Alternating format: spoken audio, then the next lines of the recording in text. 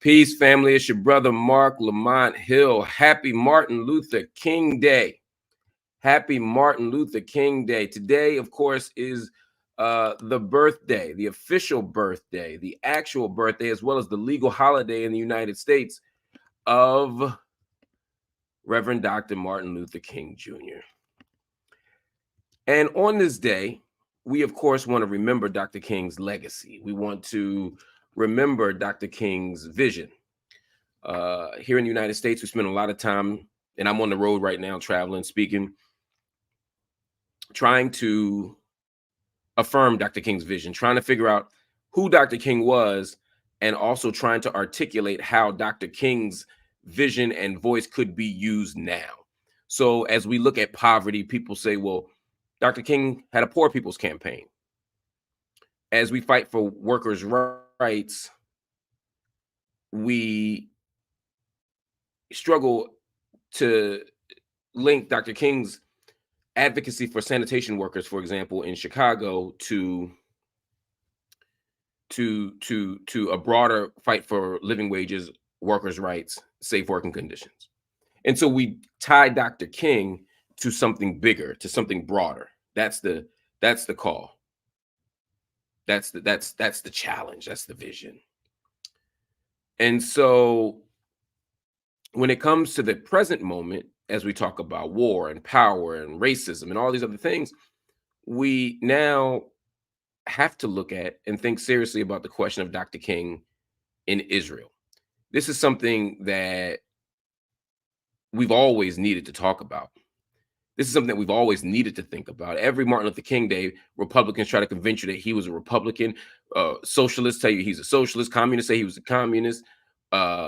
Republicans say he'd be voting for Trump right now. Every year we have all of this stuff happening, and it's no different when it comes to the question of Israel and Palestine. People say that Dr. King was a Zionist, that Dr. King affirmed Israel's right to exist, that Dr. King right now would be standing with Israel and not with the Palestinian people. And they try to marshal Dr. King's legacy and his vision, his speeches, his ideas, what he said and what he didn't say as evidence to support their claims about Dr. King and Israel, Palestine. And we've gotten to a point now where it is so far from the truth. It is so far from what actually happened.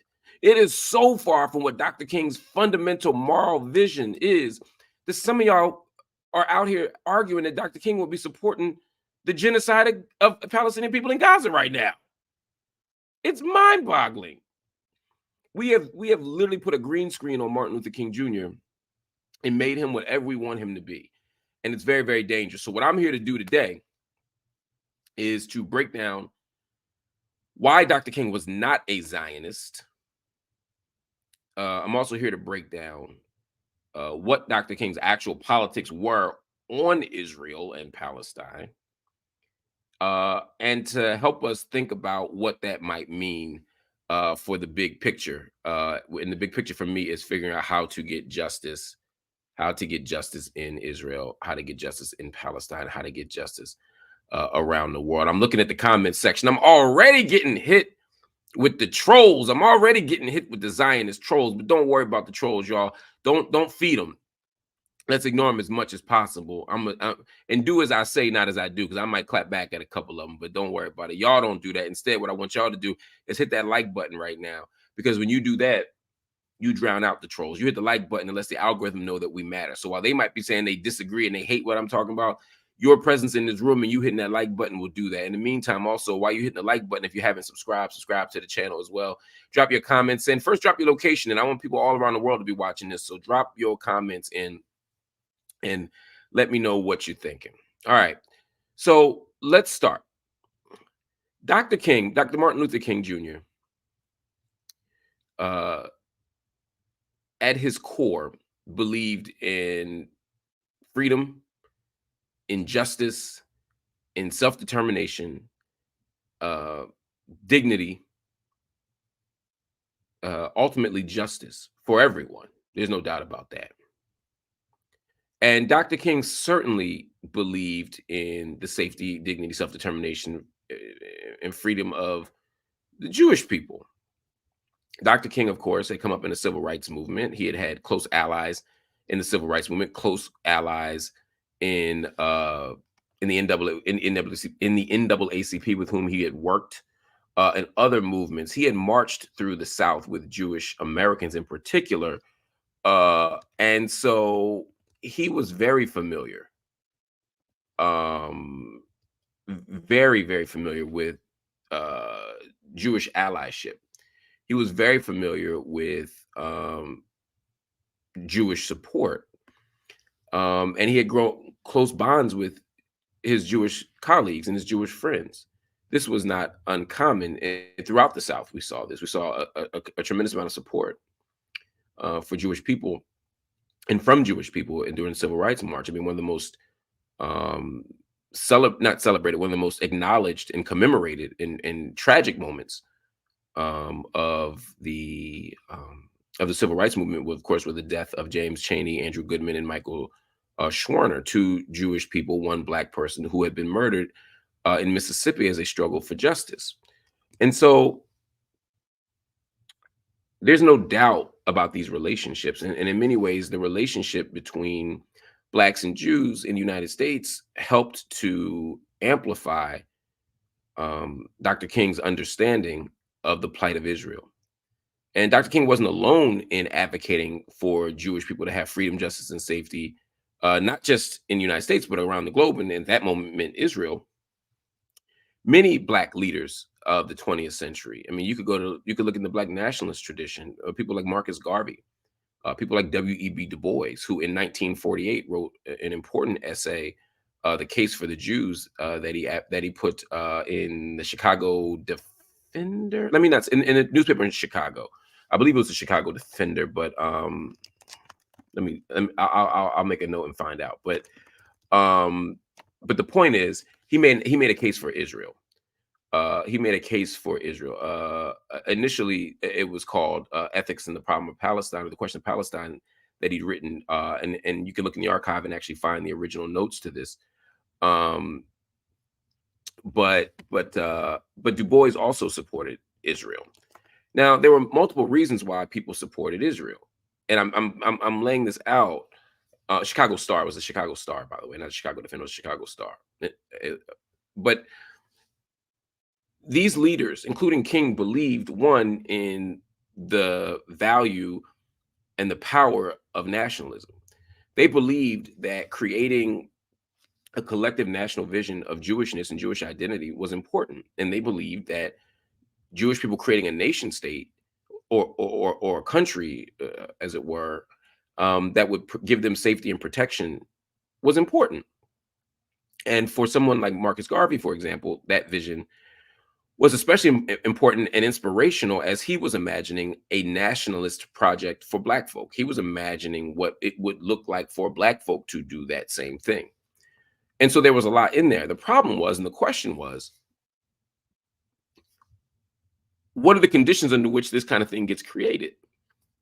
Marcus Garvey supported Zionism or the formation of Israel, sure, but he didn't support the erasure of Palestinian culture and life. He didn't support settler colonialism. He didn't support the kind of violent expansion of an Israeli settler state or an ethno state. That wasn't what he was talking about.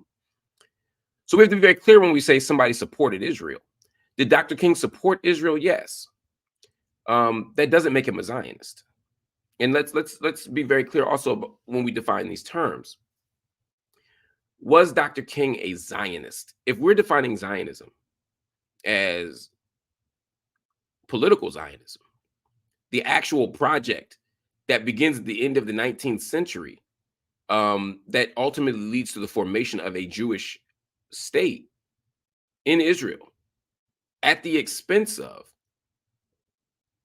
the civil and religious rights, the safety, the dignity, the self-determination of Palestinian people, then no, Dr. King was absolutely not a Zionist. Now, you can define Zionism in lots of ways. There are cultural Zionists, there are all kinds of Zionists, right? But if we're talking about the functional, operative, practical, lived reality of Zionism in the world for the last 100+ years, then no, Martin Luther King Jr. was absolutely not a Zionist. He did not support the formation of an ethno state. He did not support the exclusion of Palestinian people. He did not support the appropriation of Palestinian land. He did not support violence. Let's begin by saying Dr. King was an anti-war activist. So no, Dr. King didn't support violent expansion. Dr. King was a pacifist. He didn't just support peace as a philosophy or as a tactic, rather. He supported peace as a philosophy, as an overarching approach to life. There is no way that he would look at the occupation of the West Bank and Gaza and say this is okay. There's no way he would look at the violent expansion of the Israeli state and say this is okay. This is not what Dr. King's vision was. This is not what Dr. King's articulated politics was. And people are saying, well, you're trying to attach to Dr. King a bunch of stuff when in reality, all you got to do is look at Dr. King's words. Okay. Let's look at Dr. King's words. First, let's look at his words around let's look at Dr. King's words around Israel in particular, because I don't want you to think that I'm somehow jumping around and avoiding the obvious because it doesn't fit my agenda, right? I want y'all to actually hear what Dr. King himself said on these issues, and then we'll come back and talk about it.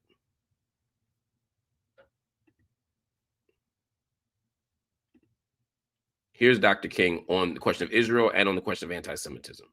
The whole world must see that Israel must exist and has the right to exist and is one of the great outposts of democracy in the world. My Jewish brothers and sisters said to me amid anti-Semitism anywhere, we don't need your support. We have enough Jewish power to deal with this problem ourselves. I would still take a stand against anti-Semitism because it's wrong, it's unjust, and it's evil. If my Catholic brothers and sisters said to me, amid bigotry toward Catholics, we don't need your support in this because we have enough Catholic power to deal with it, I would still take a stand against bigotry toward Catholics because it is wrong, it is evil, and it is unjust.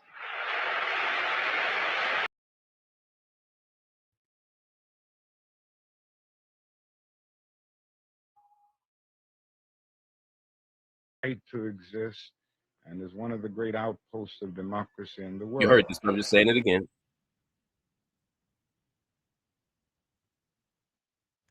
So here you go. So Dr. King says a couple things here. I'll start with the second. I'll start with the second part first. Dr. King says that he opposes anti-Semitism. And he said that even if there were enough Jewish power to stop anti-Semitism on its own, and again, the language of Jewish power, he wasn't being anti-Semitic. You know, he was simply, which is why the next time he says Catholic power, he's simply saying if Jewish people had the capacity to stop anti-Semitism, he would still fight with them because it's the right thing to do. He said if Catholic people could stop anti-Catholic bigotry on their own, there's enough Catholic power to do so, he would still stand with them because it's the right thing to do. So yes, Dr. King opposed anti-Semitism. That is not the same thing as opposing, I'm sorry, he opposed anti-Semitism. That's not the same thing as supporting Zionism.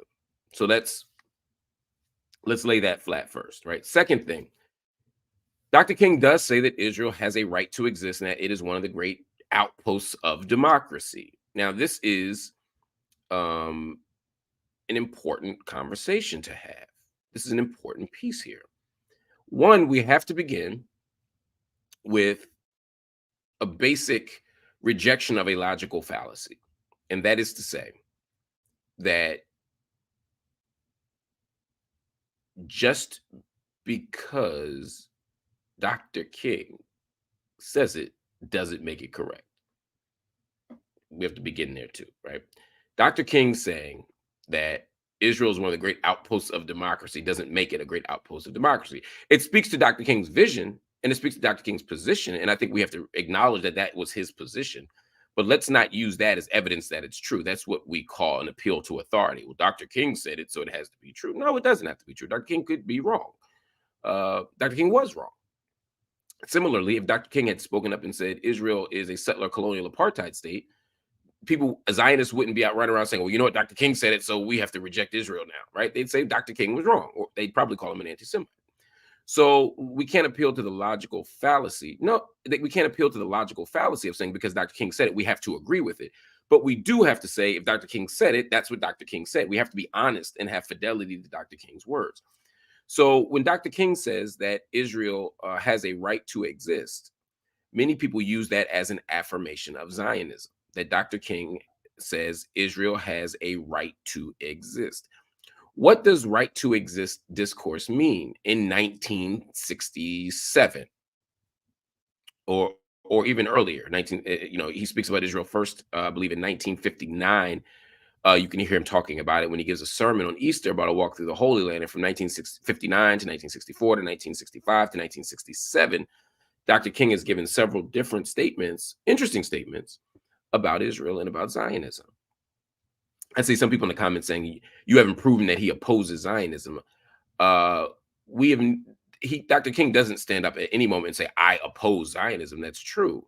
Dr. King also doesn't stand up at any moment and say, I am a Zionist, which is also what's attached to him. So what we're doing is we're taking his words, we're taking his speeches, we're taking his philosophy, we're taking his actions, and we're assessing what that means.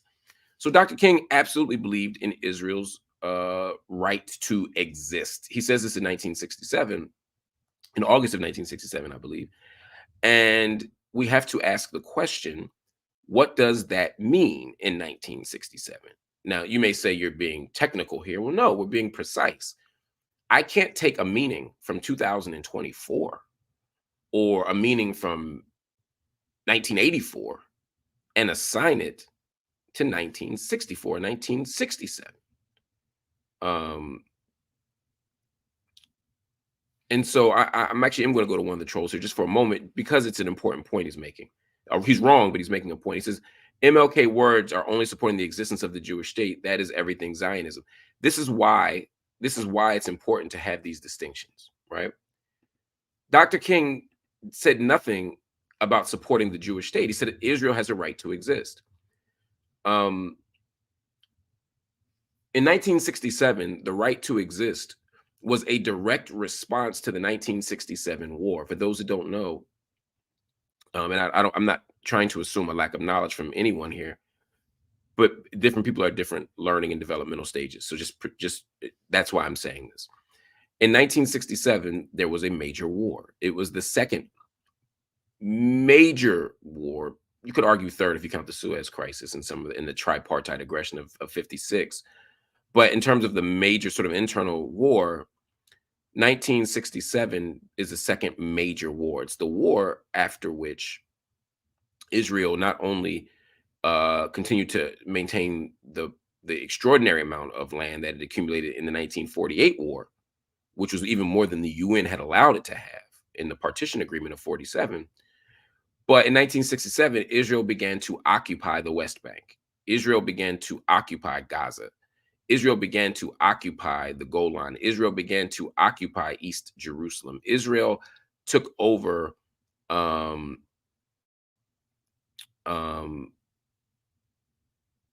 Israel took over a bunch of Arab land, a bunch of Palestinian land, but not just Palestinian land. They took the Golan from Syria. They took the Sinai. They took Gaza from Egypt, et cetera, et cetera.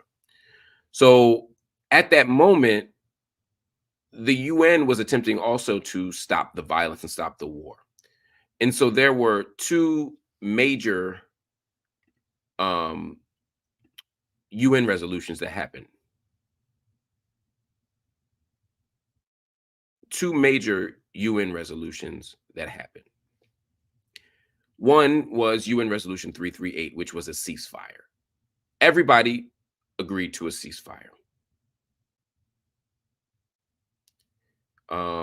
That was the goal. The second was UN Resolution 242, which I'm going to show you right now. I see comments coming in. Many of you are way off base here. Dr. King, again, did not affirm what you're saying he affirmed. Dr. King did not say what you said he said.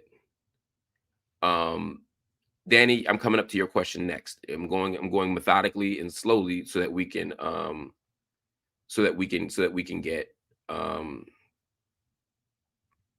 get everything, right? So we can get everything done. So I'm pulling up everything here. And again, many of you are taking what Dr. King says and extrapolating more or adding more to it. Let's take his words for what he said. I don't agree with Dr. King on everything he said about Israel, but it's important. But it's important to say what he did say, and it's important to say what he didn't say. Okay, so let's go there. Let me pull up something here that just came up that I think is important.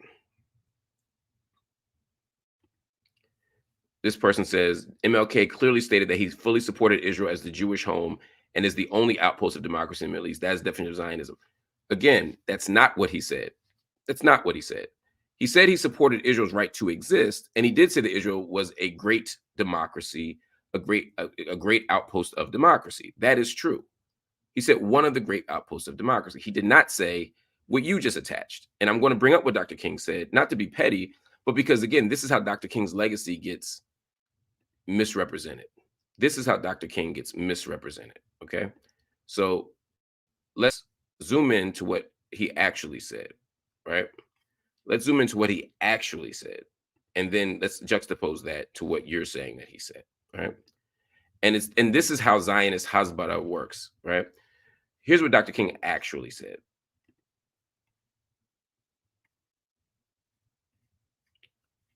And this is why it's important to have facts. This is why it's important to have data. This is why it's important to have actual archival information. Dr. King said, I think it is necessary to say what is basic and what is needed in the Middle East is peace. Peace for Israel is one thing. Peace for the Arab side of the world is another thing. Peace for Israel means security. And we must stand with all of our might to protect its right to exist, its territorial integrity. This is important. Right to exist for Dr. King meant territorial integrity. This isn't my interpretation of what he meant. This is what Dr. King says it meant. Right to exist means territorial integrity. He said, I see Israel, and never mind saying it, as one of the great outposts of democracy in the world. No, sir. As this commenter says, he says it's the only outpost of democracy in the Middle East. King didn't say that. Read the quote yourself. Nowhere does he say it's the only outpost of democracy in the Middle East. He never says that. That is a lie.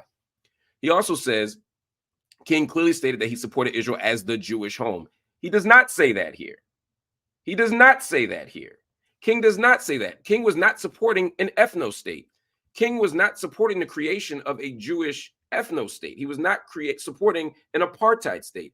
He was supporting Israel's territorial integrity, not the right to occupy, not the right to bombard, not the right to siege, not the right to be an apartheid state. So while you say King clearly stated that Israel is the Jewish home, his words contradict you. I'm disproving you with his words right here on the screen. You also said that he says it's the only outpost of democracy in the Middle East. That also is contradicted by what's on the screen. King didn't say what you said he said. Ironically, King says, and I hear you, Adam Khaled, you're entitled to your opinion on that. We may even agree, but that ain't what we're talking about. We're talking about what King said. We're talking about what King said. So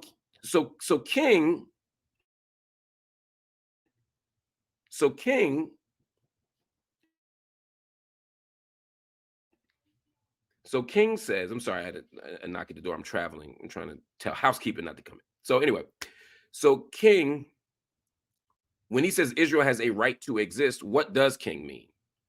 What does King actually mean? King means territorial integrity. What does territorial integrity mean?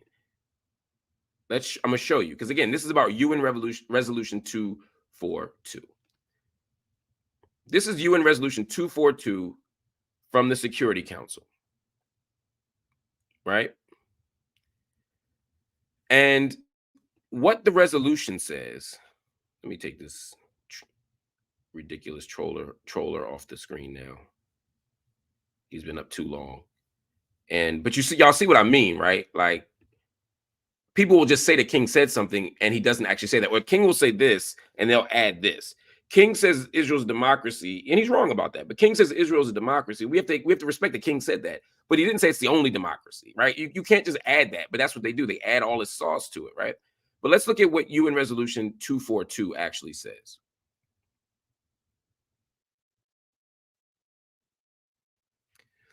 It's a security resolution that happens after the 1967 war, right?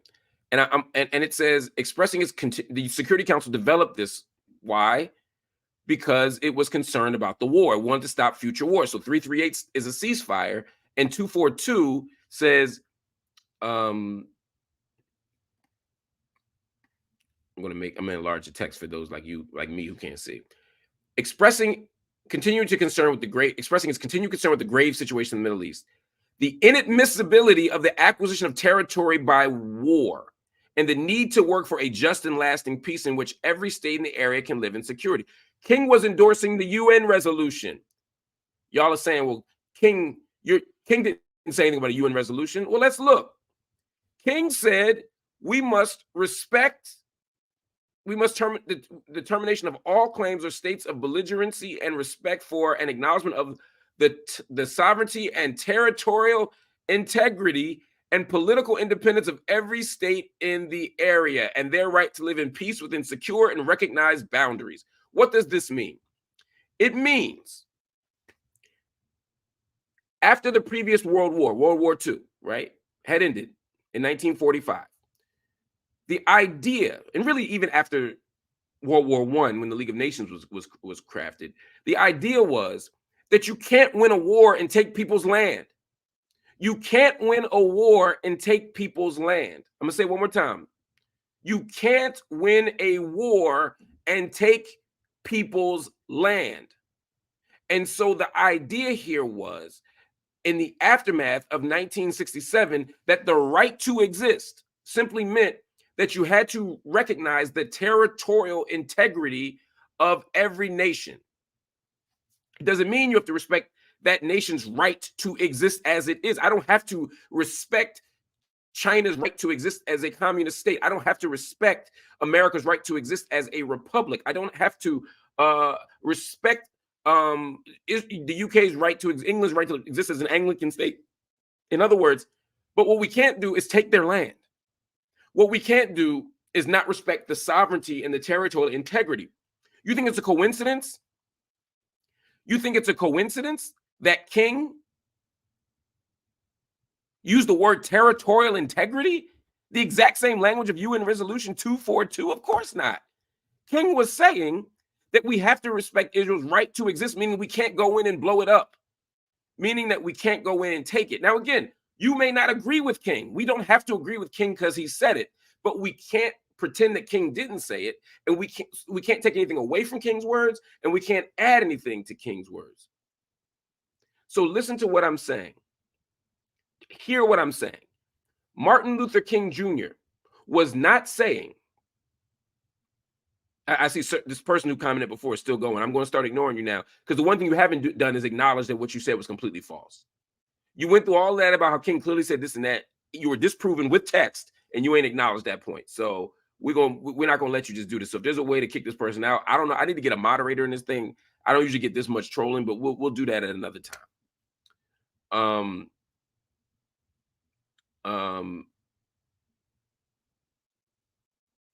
But dude is losing his mind. Turfer is losing his mind in this joint.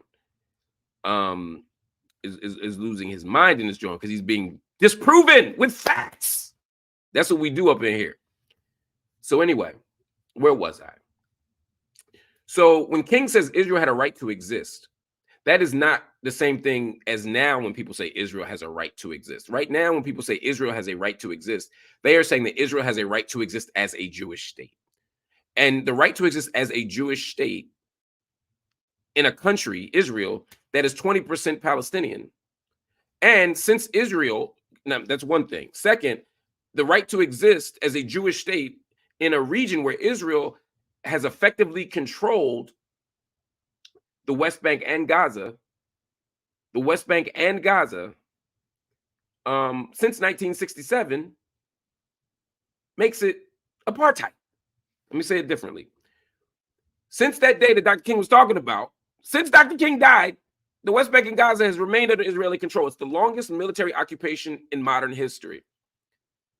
It's not a military occupation is supposed to be temporary. It's the longest in history. What does that mean? Gaza remains under effective control of Israel, even though Israel redeploys troops from inside of the Gaza Strip to the perimeter of the Gaza Strip in 2006. So that means that Israel effectively has a one-state reality where it controls Israel proper and it controls the West Bank and Gaza.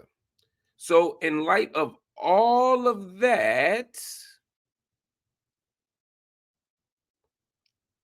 when you say the right to exist as a Jewish state, combined with the fact, I'm going to add one more piece to this, that the Israeli state has made it very clear, as they did in the nation state law, which was passed almost 5 years ago, that all of Eretz Israel is theirs. In other words, they're saying that that the West Bank is theirs, that Gaza is theirs, that the Sinai is theirs, that the Golan is theirs. So if you're saying all of this is yours, and it's a Jewish state, then you're effectively creating an apartheid state. That's what all human rights organizations have been saying around the world.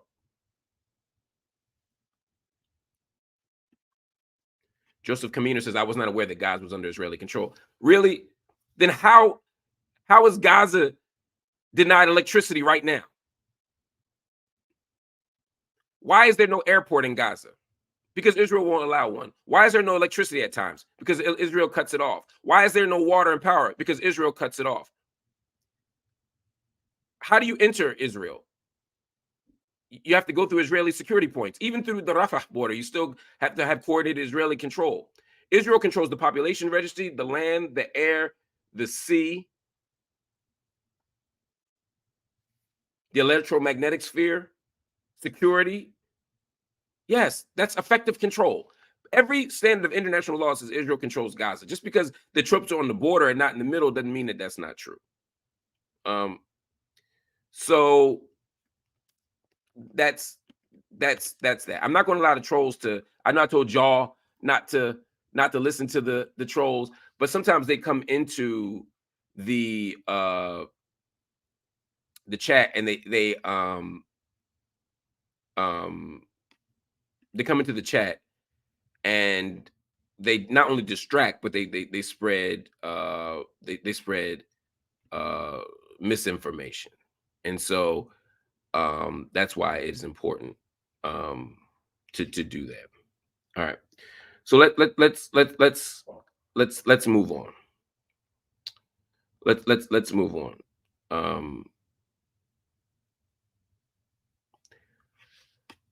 So because I don't want to lose too much sight of Dr. King.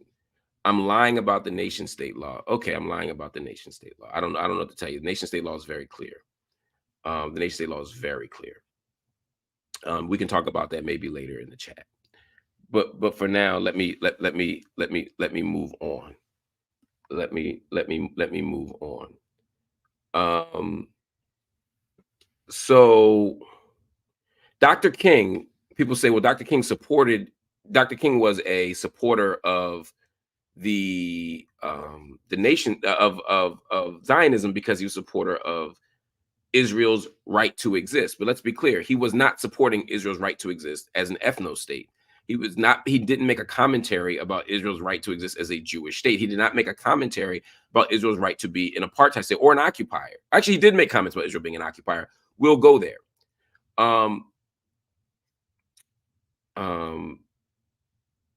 Now let's keep going because I'm gonna keep pushing here.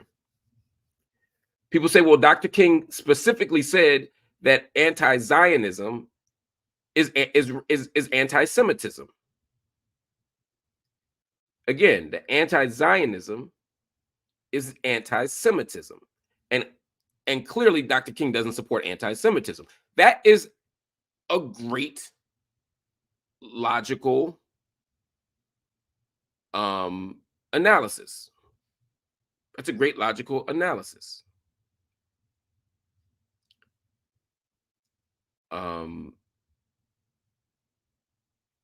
The problem is what you're attributing to Dr. King is not real.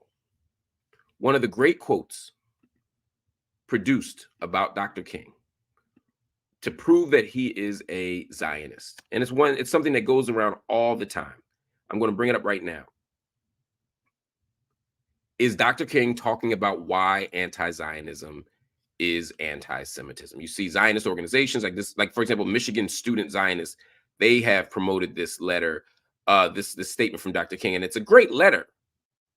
It says, "You declare, my friend, that you do not hate the Jews. You are merely anti-Zionist. And I say, let the truth ring from the high mountaintops. Let it echo through the valleys of God's green earth." You put the King little thing on it too. "When people criticize Zionism, they mean Jews. This is God's own truth.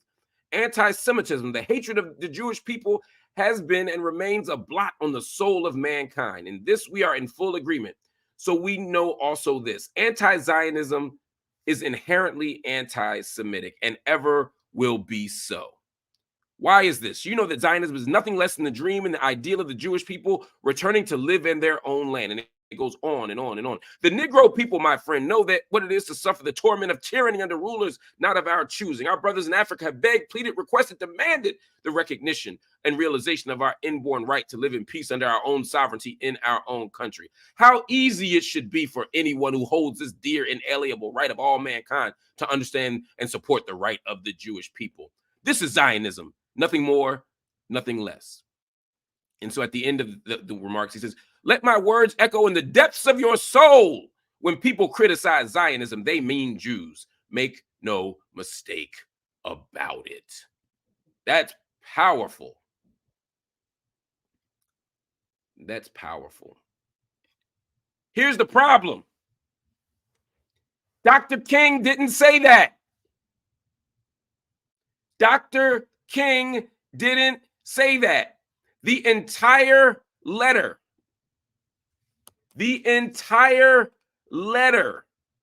which is called Letter, what's it called? Letter to an Anti-Zionist. Letter to an Anti-Zionist by Martin Luther King Jr. Guess what, family? It's fake. It doesn't exist. That's not my opinion. It is a proven fact. The letter called Letter to an Anti-Zionist Friend that's supposed to exist, it's supposed to be part of a book of Dr. King's essays. Guess what? Go get the book. Go get the book. Or go get the magazine it's supposed to be in. Initially, it was supposed to be in the August 1967 edition of Saturday Review. Guess what? I've looked in the August 1967 Saturday Review. And if you don't believe me, you go look in the August 1967 edition of Saturday Review. Just go look. You ain't got to believe me. Don't believe anything I tell you. Go check it out. And then after you do that, I want you to go look at the book that Letter to an Anti-Zionist Friend is supposed to be in. Again, don't believe me. Go check it out. There is nothing in the August 1967 Saturday Review. Then you go and look up the book. It's called This I Believe, Selections from the Writings of Dr. Martin Luther King Jr. Guess what? The book exists. The letter doesn't. Then I want you to go to the archives of Dr. Martin Luther King Jr. Go to all of his archives. Guess what? It ain't there either. So, all of the evidence that Dr. King wrote this letter to an anti-Zionist friend, it doesn't exist. And yet people, it's like the Willie Lynch letter. People keep walking around saying that it's true. In public places. In public places. I'm talking about Ariel Sharon stood before the Knesset in 2005 and read this letter. The Anti-Defamation League stood in front of the U.S. House of Representatives and read this letter. Lots of prominent people read this letter because they've been taught that it's true. But guess what? It's not. Dr. King never said anything like that. Oh, the troll's still in the building. He said, Why don't you cite any of MLK's words that are against the state of Israel? Just one. Okay. That's what you asked for, right? First, you said Dr. King was said that Israel was the only democracy in the Middle East. I proved that wrong with words. Then you said Dr. King says that he supports the Jewish state. He doesn't say that. I showed you that with words. I can keep going. Y'all don't want this smoke. Y'all don't. Y'all don't. I promise you don't. I promise you don't. Let's pull up what Dr. King did say about Israel, because to some extent it is important to not just say what Dr. King didn't say, but to talk about what Dr. King did say. So I'm gonna pull up Dr. King's words. And in the meantime, I just want to send a quick shout out to my brother Troy and Kruma. Thank you so much, my brother from way back, for joining the channel, being a member, most importantly for the work you do out in the world, man. We love you. I love you, brother. We need to talk soon. Corey T, always riding with the squad, man. He not only has a membership but he gifted one for somebody else. I want to shout out Jock Meir, who says right to exist is peculiar. It is peculiar. We're going to talk about what that means. And in my book, by the way, that I wrote with Mitchell Plitnick, called Except for Palestine, we break down what right to exist means. Because we don't walk around affirming other countries' right to exist. What does it mean to affirm a country's right to exist? Countries don't have a right to exist. People do. But what countries do have a right to have protected is their territorial integrity. And that's all Dr. King was talking about. That's literally the only thing Dr. King was speaking about, was territorial integrity. He was not talking about the right to exist as a Jewish state. He was not talking about anything else. So we got to be honest about that. Shout out to you, Iram, and what your country is doing, what you're doing. Thank you for your work in the UK, organizing and struggling, and all. Not what UK is doing, but you're doing in the UK, struggling for freedom. And also, I share your shout out of South Africa. And Jamal Ismail, thank you so much, my brother. Sending love and salams. All right. So let's get back to King and what he actually did say. Let's talk about what Dr. King actually did say, because that's important. As important as it is to talk about what he didn't say, let's talk about what he did say. Well, Martin Luther King's position on Israel was complicated. And I think we have to be honest about that. Again, I'm not out here saying Dr. King shared my politics. I'm not green screening him. I'm not saying Dr. King and me were lockstep. I disagree with what some things Dr. King said about Israel. Someone in the comments said, I think it was Zabina, said, Dr. King legitimizes Israel. He legitimized Israel as a state at a moment where, in particular at that moment, where it was very much still in question, at least in the Arab world. I mean, this was part of the debate. And I see people in the comments saying, well, Jordan occupied Palestine from 48 to 67. Yes, but the default position of the Arab world at that moment was to return all of historic Palestine to the Palestinian people. Their occupation was not intended to be. The Jordanian occupation of East Jerusalem wasn't intended to be forever. It was intended to be returned. There were agreements made with the king, with the king of Jordan, prior to 67, were actually in 1948 about the return of Palestine. So it was a very different issue. That said, there's a radically different politics right now than sort of what happened in 1967 or 1948. And that's what people are responding to. That said, Dr. King had a much more complicated stance. And I'm going to just give you a few examples from his own words. Because again, y'all say Dr. King doesn't speak about these things. Well, Dr. King does speak about these things. Y'all who are saying that simply haven't read Dr. King, or you haven't read enough Dr. King to know what he said or didn't say. Mugwai, thank you so much for the love and the shout out. I appreciate you. I appreciate you. I appreciate you. So in 1959, and I alluded to this earlier, Dr. King gave a sermon on Easter Sunday, and the sermon was called A Walk Through the Holy Land. And he was talking about a trip that he made with his wife, Coretta Scott King. And he'd gone to Jerusalem, he'd gone to Nablus, he'd gone to Khalil or Hebron, he'd gone to Nazareth. And remember, this is 1959. So these spaces, with the exception of Nazareth, were under the control of the Hashemite Kingdom of Jordan. And Dr. King talked about the disappointment he had that he couldn't just cross into Israel because if he had an Israeli stamp on his passport, he couldn't have then gone to the other Arab countries. But throughout the sermon, what we reveal is that wasn't a criticism of Israel, I mean, excuse me, of the Arab countries, but rather he was disappointed that the entire region was marked by conflict. Again, that's not my interpretation. Dr. King said, and I quote, "Strange feelings to go to the ancient city of God and see the tragedies of man's hate and his evil, which causes him to fight and live in conflict." All right. Again, this is a speech, a sermon he gave in 1959 on Easter Sunday at Dexter Avenue Baptist Church. Unlike the fake letter to an anti-Zionist, this is a real one that you can read anywhere you want, but it's in the papers of Martin Luther King, volume 5, I do believe. And Dr. King talked about, as many Christians do, what it meant to be in the Holy Land, the awe that he felt, the affection that he had. And he often would go back to those stories. Think about when he gave the mountaintop speech and he talked about being on that treacherous road from Jericho to Jerusalem, the winding, meandering road, the one he said was conducive for ambushing. And he talked about the Good Samaritan. And he got into this really interesting exegete about the text and about the story that was all bound up in the Holy Land.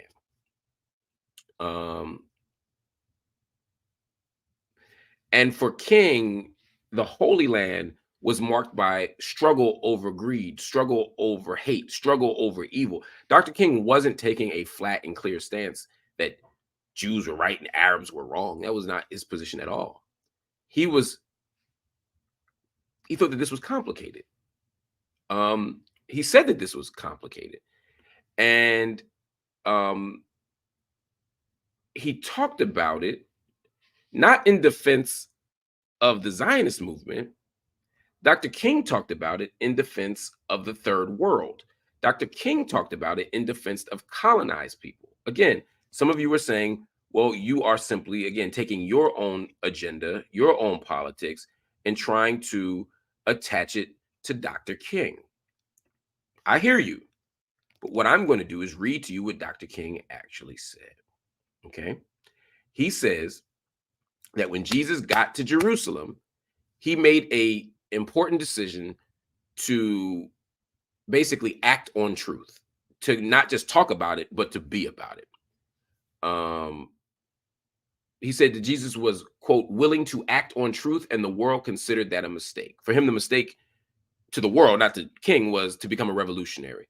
And that Jesus' execution, that Jesus, the crucifixion, and all of that was a result of Jesus challenging the power of the state, to challenging unjust laws, right? And to get there, King talked about Simon of Cyrene.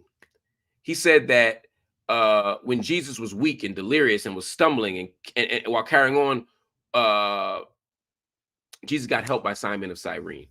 And he said, Simon, a black man, again, this is King's words, not mine, helped bear his burden.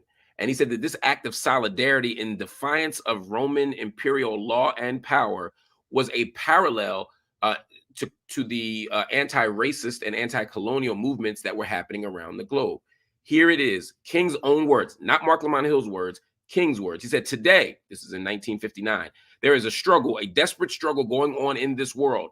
2/3 of the people of the world are colored people. They have been dominated politically, exploited economically, trampled over, and humiliated. There is a struggle on the part of these people today to gain freedom and human dignity. And I think one day God will remember that it was a black man that helped his son in the darkest and most desolate moment of his life. So for King, the struggle for people of color around the globe, the radical solidarity movements. Remember, we're just a few years after the Bandung Conference and the non-allied movement. King is speaking out for Global South. King is speaking out for third world. King is speaking out for black folk and brown folk, oppressed folk. That includes Arab folk. Now, I'm not saying that King at this moment was trashing Zionism. He was not. I'm not saying he was. But King was not advocating Zionism. King was challenging a world where people could take land. King was challenging a world where people would use bombs and guns to expand their power. King was challenging the very thing that Zionism is built on. All right? Which is the settler colonial project of depopulating and extracting and expelling indigenous Palestinian people. Now, you might say, well, you're taking a leap. Okay, let's keep going. I'll give you more of King. Let's keep going. And again, King had contradictions. He was praising the United Nations in that sermon. And the United Nations was not very helpful to the Arab world. The United Nations was not very helpful during the Suez crisis I mentioned back in 1956 with Gamal Abdel Nasser. But we can keep going. 1967. Let's go to 1967 so that we can speak directly to the moment that King was talking about. Let's go specifically. Let's go specifically to King's words.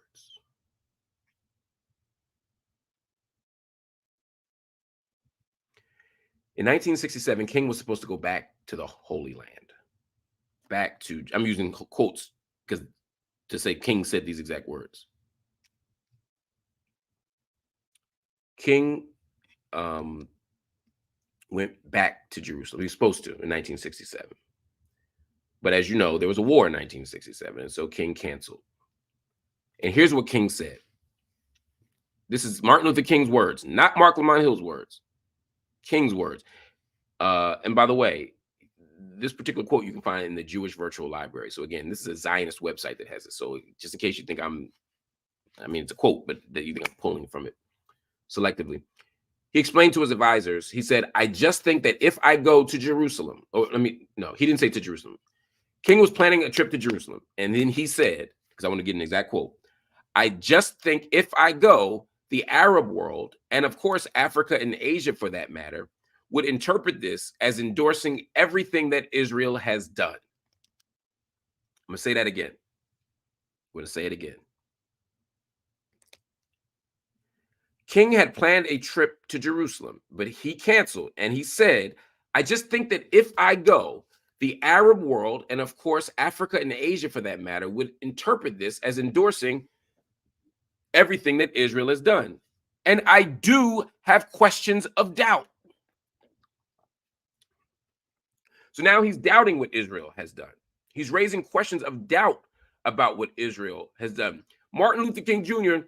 did not go to Jerusalem because he had issues with what Israel had done. Let's keep going. I'm not done.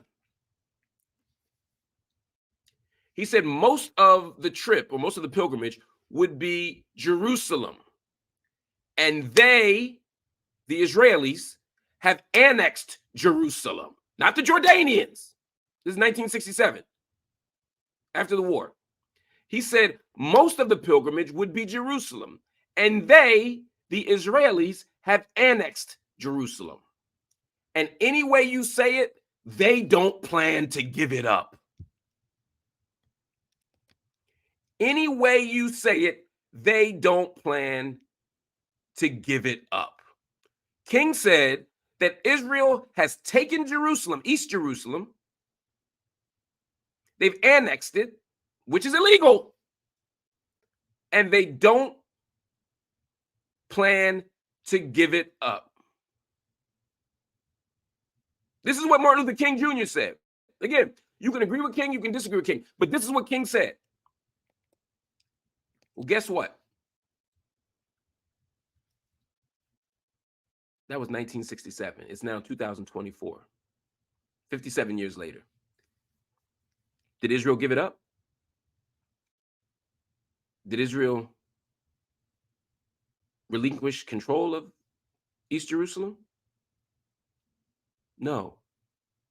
So King said, I don't want to go to Jerusalem because I don't want to support Israel annexing, i.e., illegally occupying and taking East Jerusalem. I don't want to support that because it's wrong.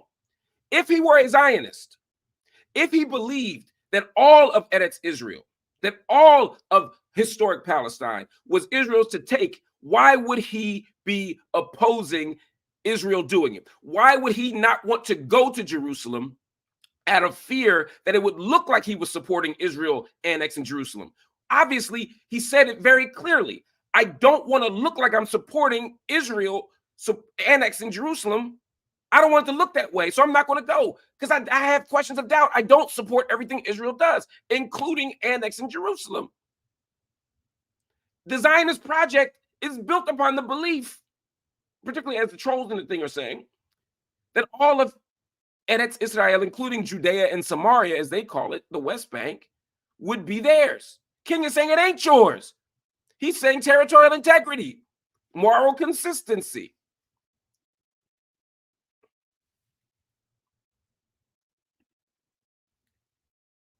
Moral consistency. So King didn't go on the trip. Now you might say, that doesn't tell the whole story. You're right, it doesn't. I got more. Y'all want more? Hit the like button if y'all want more. If y'all want more evidence. If y'all want more evidence, I'll give you more evidence. You want more evidence? Hit the like button if you want more evidence. Because I got more evidence of this. People who say that Martin Luther King Jr. supported the Zionist project or Zionism is wrong. It doesn't mean he didn't support the Jewish people. It doesn't mean that he didn't affirm Israel's right to exist as a state. It's in territorial integrity. He did not support the right to exist as an ethno-state.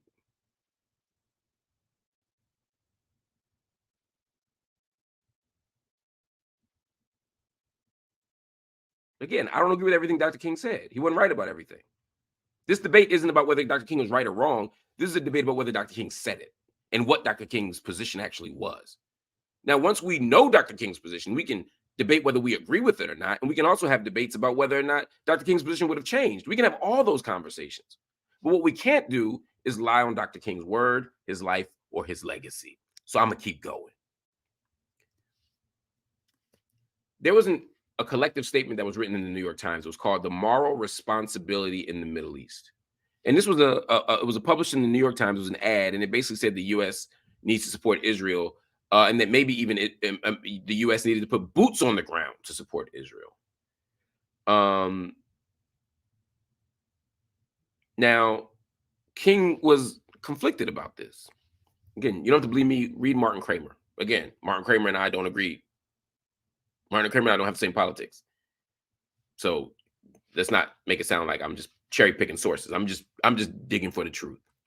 And I did my homework. Dr. King did not support military action. And this is the thing. Dr. King had put his name on a statement, but he didn't read the statement. According to historians, including Zionist historians like Martin Kramer. So again, I'm not cherry picking. Dr. King hadn't read the statement. Dr. King was a pacifist. Dr. King never supported violent military intervention. Dr. King did not support the United States going into Israel or the West Bank or Gaza or Sinai or Golan with guns. There's absolutely no defensible argument for that.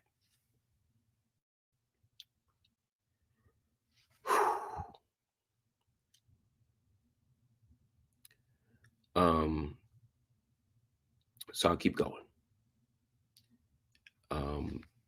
But he did support affirming Israel's right to exist. Again, territorial integrity. Do I agree with King fully on what he means by that? No, because I think King ignores or didn't understand fully the formation of the Israeli state and what that meant for Palestinians. It was an ethnic cleansing. I don't think King understood that fully. I don't think King was read in on that. I don't think Du Bois was read in on that. I disagree with them, but they said what they said. But King and his closest advisors, this is according to Robin Kelly, were very unhappy, historian, about Israel's occupation of Jerusalem. For them, Jerusalem in particular was a sticking point.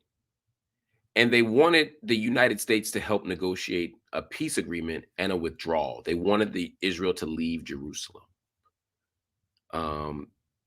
Now, here's the problem.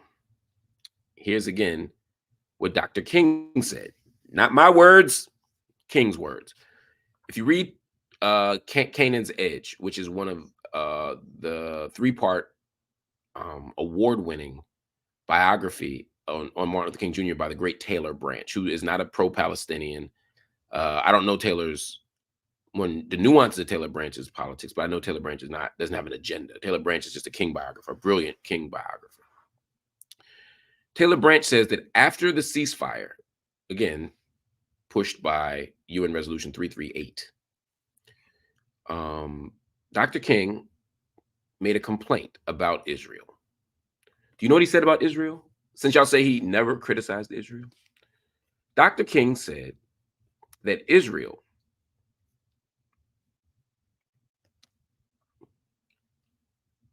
had become smug and unyielding. I'm going to say it again.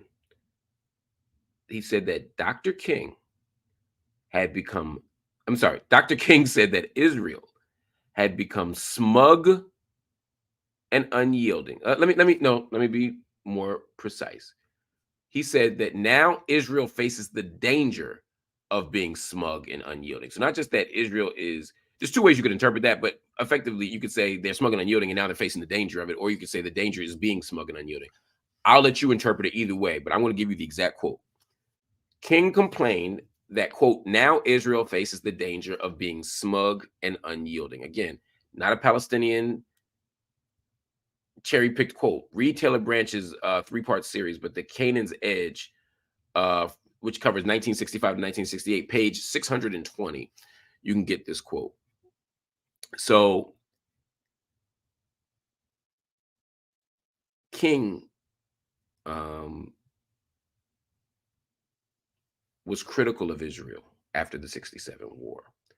King refused to go to Palestine because of Israel's actions. King didn't want to go to Jerusalem because he didn't want to look like he supported the annexation or the expansion of the Israeli apartheid state. King said that Israel had become smug and unyielding.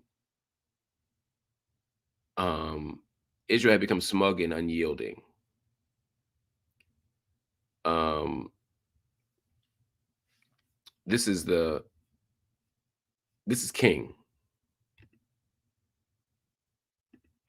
So I just realized how to put somebody in timeout I'm sorry, y'all. I'm not good with the moderation stuff. So I didn't know. I think I just got rid of that person who's continuing to harass us in the comments. So forgive me. I think I did it. I think I got rid of him. And this is, by the way, what Titletown just said, notice how Mark disproves one lie, Surfer Trevor comes up with another one. It's time to ignore this time. Dinosaur is getting too much shit. That's exactly right. That's the problem, right? It's not about facts, right? He made up a lie about King said this, I disprove it. Lie about King say that, I disprove it. Or what about Jordan during the interwar period? We disprove that. King didn't say this, King didn't say that. You're just jumping. There's no actual commitment to facts or truth here. You can disagree with King all day. You have a right to. I disagree with Dr. King on the question of Palestine. I disagree with W.E.B. Du Bois on the question of Palestine. But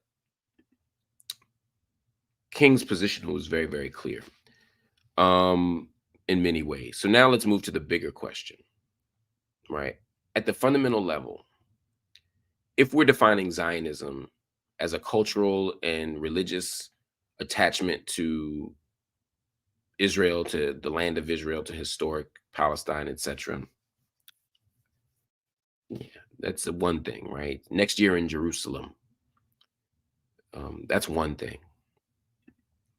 But if we're actually talking about the lived reality of Zionism,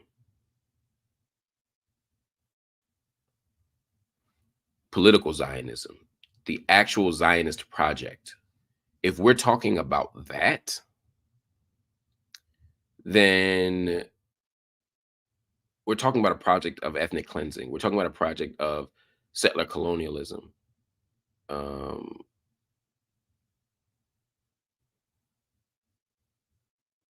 if we're talking about Dr. King's stance historically on what Israel's done, Israel's practices, the Zionist project's practices, are at odds with Dr. King's legacy. They're fundamentally at odds with King's stance on nonviolence.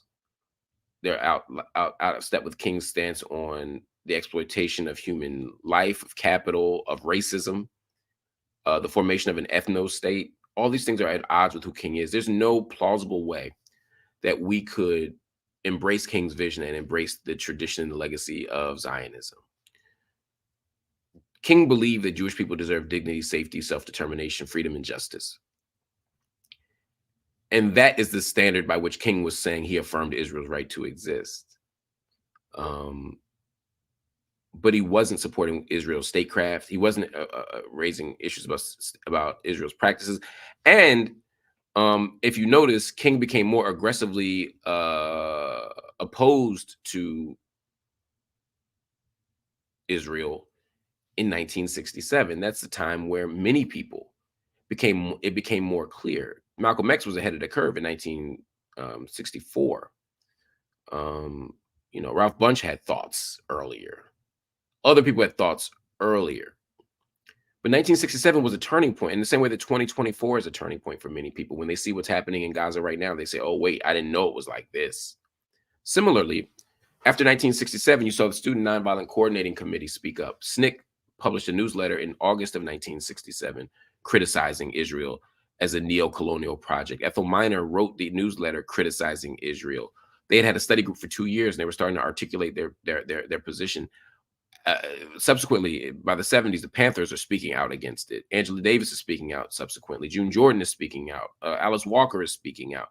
So many people began to speak out against Israel based on what they saw in the 1967 war, which was a very different type of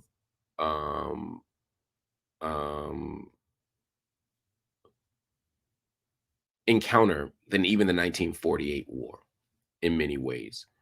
And so we have to very carefully, very mindfully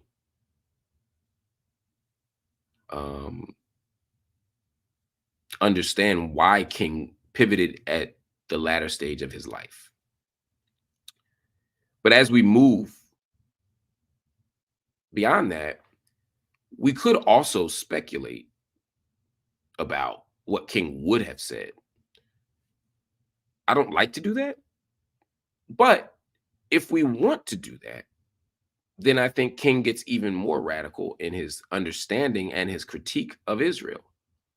Because I think there is a legitimate point here to say that even if my reading of King is correct, King still is worthy of deep criticism for his stance on Israel-Palestine, because King had nothing to say about the formation of Israel. He had nothing to say about the violence that accompanied the Nakba. He had nothing to say about the ethnic cleansing of more than 700,000 Palestinians from what is now the state of Israel. He had nothing to say about the permanency of refugee status for Palestinians all around the globe. He had nothing to say about the extraordinary amount of violence and the extraordinary amount of support that Western nations at that time, less the United States, but over time more the United States had, and the complicity they had in the expansion of this project. King did not say enough about Palestine. Just because Martin Luther King said it doesn't make it correct. Martin Luther King is actually incorrect on Israel-Palestine in many ways. So we don't have to save Dr. King's legacy by showing that he was actually a firm anti-Zionist. That's not my argument. My argument is not that Dr. King was a firm, radical anti-Zionist. My position is that King was not a Zionist in the way that people are talking about it right now. He was not a supporter of a Jewish ethno-state. He was not a supporter of a settler colonial project. He was not a supporter of the use of violence to maintain this regime. He was not supporting any of that. And in fact, he was becoming increasingly frustrated with what was going on and increasingly articulate and courageous about resisting what was going on. But I can't say with any certainty where King would be right now in 2024. Nobody can. I don't aim to do that. What I do aim to do, though, is make sure that we articulate Dr. King's legacy in a way that doesn't frame his support of of of um of Jewish self-determination. It doesn't conflate his support of Jewish self-determination with the support of Zionism in the way that we mean it right now. We need to talk about that differently. And so I think I've shown that through what King said, also by ripping down what King did not say, by throwing away texts that are false, literally made up texts, apocryphal texts, if you're gonna be fancy about it, apocryphal texts about King, like Letter to an Anti-Zionist. Um, I think there's so many levels and layers to this that we need to talk about and that we can get at. And we can hold on to King's firm commitment to fighting anti-Semitism, which I think we all should share. All of this stuff goes together. But at the end of the day, Dr. King was not a Zionist in a way people mean. And Dr. King absolutely was deeply critical of Israel and growing in his criticism. All right, family, that's my analysis. That's my read of it. If you agree, disagree, leave your comments, hit that like button, family, hit the subscribe button. So many of y'all are online with me right now. I'd love to have y'all subscribe and join the channel. Also hit the join button so you can become part of MLH community. You become part of the family. As you saw today, the doors of the church were open and my brother Corey donated and gifted a membership to somebody. You also saw my brother Troy and Krumah join the channel, which I'm so grateful for and humbled by, to be quite honest. Other people hit that join button. You become a member of the channel, helps us support and grow the platform. And then, of course, you can always make a direct cash donation. It gives us all the proceeds. Doesn't no corporate deductions, and that allows us to grow and expand the platform, including a podcast, a growing podcast with Mumia Abu-Jamal. In fact, while I was on this live with y'all, Mumia Abu-Jamal called me. In fact, he called me twice. I got the call from SCI Mahanoy, where he was calling to record the latest episode of our podcast. So we're fighting and we're struggling to give more space and more platforms for Mumia Abu-Jamal as well. And we're going to continue to do that. But there's more platforms, more podcasts, more clips, more videos, more lives, more topics. All that happens when we have the resources and the funding to expand the platform. So please, you can make a donation. No amount is too small to MLH TV on Cash App or by joining the channel. We'd be grateful for all of that, yo. And I'm gonna take this, Troy and Krumah. Yeah, I think that's right, Troy. I think at the end of the day, what you just said is exactly right. Martin Luther King was not primarily fixated on Israel. He didn't know how Israel was formed. Dr. King is not, we worship Dr. King so much in this country and in this world, and I get why we love him. It's like maybe Dr. King just ain't know that. Maybe Dr. King didn't know enough about this. Maybe we know more about Dr. King than this particular topic. Maybe Dr. King wasn't studied on this. He had a lot to deal with. Dr. King had a lot on his shoulders. He wasn't worried about this in the same way he's worried about that. And so, yeah, Dr. King didn't understand Israel's formation. There's no way that he could have and would have taken on the politics and the position that he did. That's, I believe, exactly at the end of the day, the final analysis.